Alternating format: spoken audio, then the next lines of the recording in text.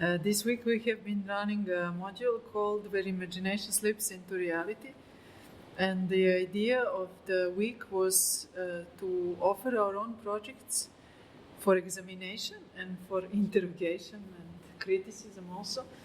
But more as a sort of trajectory where we can see how from something which starts as an artistic intervention, it transforms through the time, intentionally transforms through the time to a more community-based engagement.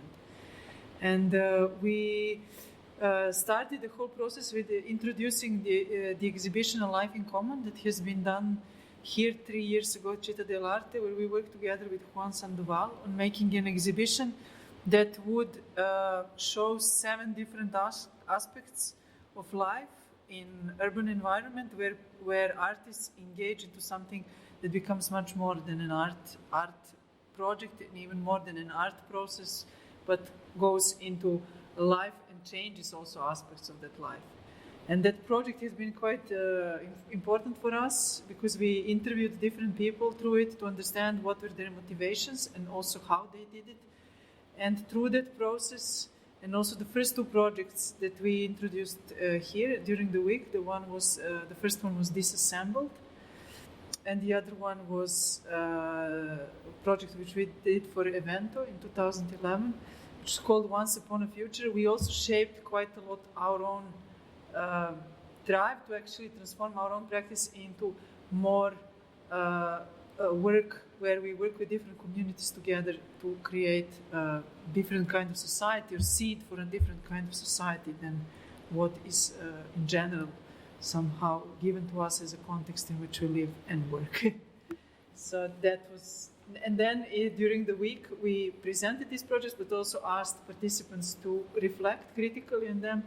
And the idea was to discuss what sort of society is proposed through these projects. What is that this project kind of idea that they go towards? And one of the concepts that we introduced is a concept of commons, which is something where it's different from private and public, idea of private and public, but some kind of a different idea of not just sharing resources, but also how do we govern them? How do we decide how things are done? And therefore we introduced also a couple of texts that we have been reading together and then reflecting on experiences of all of us. How do we relate to the concept of commons? And for instance, today on the last day, we have been reading a text or an interview with Massimo De Angelis and Stavros Stavridis with members of Anarchitecture that has been published on Influx in 2010. And even although it has been 5 years ago, it's still a relevant text as a sort of introduction in this concept of commons. And before that, we've been reading parts of a book called Bolo Bolo by a Swiss author, PM. It's from the original text is from 1983, in which he, in a way, describes sort of a future world where which is completely based out of communities in a network with each other. But the text is quite provocative in the sense that many of us, while reading it, started to feel slightly uncomfortable with the sort of the outline of society which he gives. And of course, this was intentional. This was the intention of that text. And we've been speaking also about the role of, let's say, of art and of culture to create such situations, but also to create these moments of unease, which force us to reflect on what we like and what we also don't like. And what was very interesting about this text, which if you would read it, you could see it as a sort of a totally crazy future manifesto, that actually part of that has been brought to reality. There is a built community in Zurich, in Switzerland. It's not just only one, but it has sparked several other communities to form.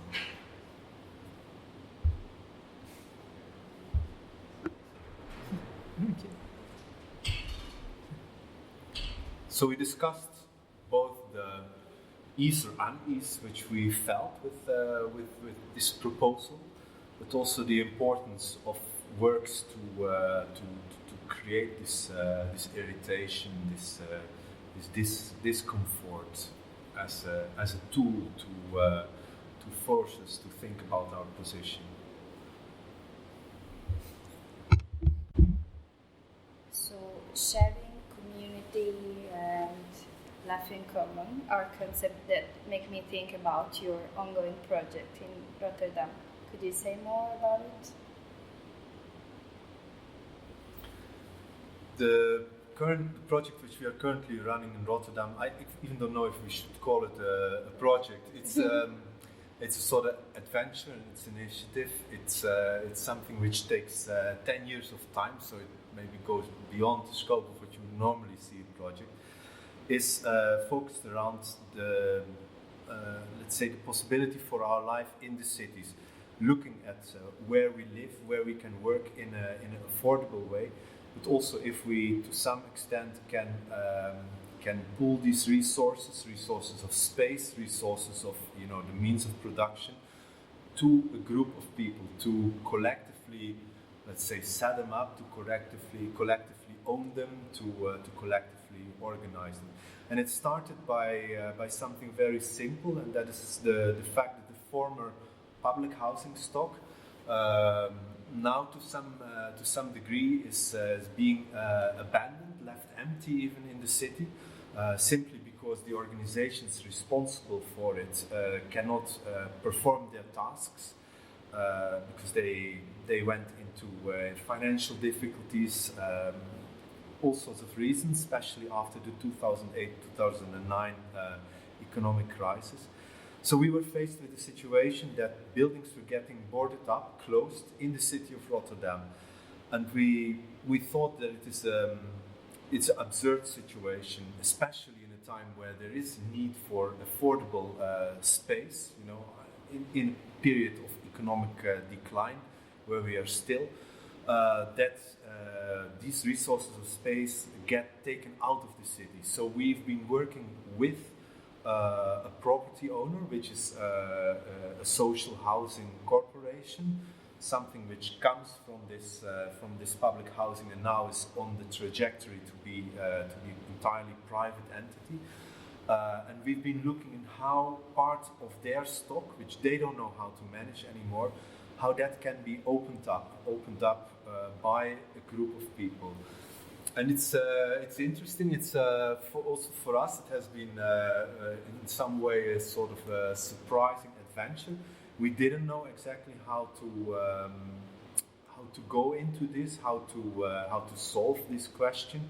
Can we do something which these organizations cannot do to keep it open now? So it has been something like jumping forward, very much trying out, learning by doing.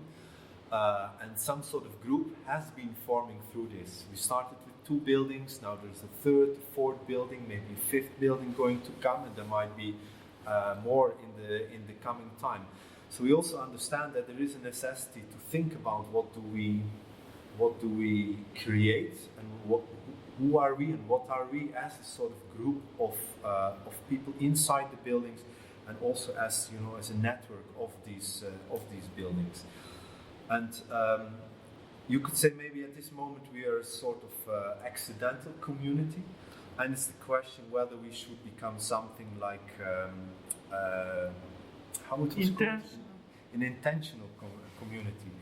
So something which is based on a conscious set of shared beliefs or ambitions or ideas. This is still very much in the making. But it's also been influenced by our exploration, our research into the commons. So this is, it's infecting, let's say, our work in Rotterdam. And now we are so we are now at this point that we're too small to be a sort of an accident or an incident anymore, that we see that we could just like this grow on slowly, building by building, but that we have to start thinking what this is actually constructing for us but also for the city. And one of the things which you could think about is whether we should we could take the time, which is in a way which we now have in these buildings. For most of the buildings, it's a period of 10 years. Whether we could see this as a sort of training ground, a period in which we can experiment, in which we can test different ways of dealing with the resources of space, but also of generating economy in the city. But maybe it should go even further. Maybe we should look at where these buildings exactly came from, which was once the history of this goes back to the cooperative, the co-op movement, 1.5 centuries ago, where people found themselves more or less in the same situation like us, faced with a life in cities which is becoming increasingly unaffordable, difficult to manage. And these groups of people 150 years ago organized themselves as cooperatives to take basically their future into their own hands. And maybe we should think about how we do this today.